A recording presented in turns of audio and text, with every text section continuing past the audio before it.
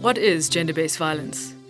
Gender-based violence, or GBV, is one of the most common and widespread human rights violations. GBV is violence directed against someone on the basis of their gender or sex, which results in physical, sexual, or psychological harm. These acts violate an individual's human rights. GBV is most commonly perpetrated by men against women, girls, and other vulnerable people. However, men can also be victims of gender violence. Who are the perpetrators? Non-partner violence is violence inflicted by someone you do not know well, like strangers, acquaintances, or colleagues. However, violence is generally perpetrated by someone you are close to.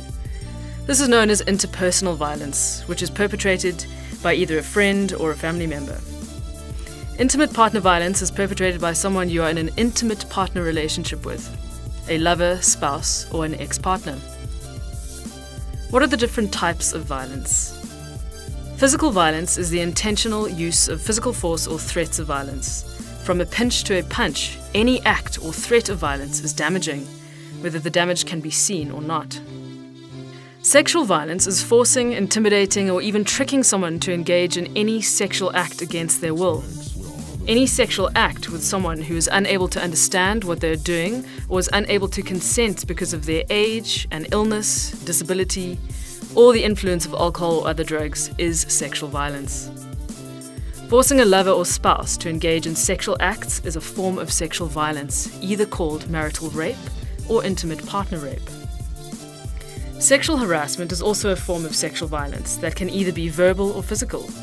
It occurs in private and public spaces, such as schools, workplaces, in the streets, and on public transport.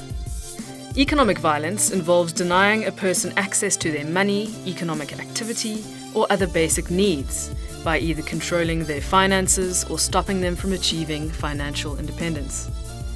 All these forms of violence may lead to emotional and physical trauma. Emotional violence can also include verbal abuse, humiliation, and controlling what a person can and cannot do.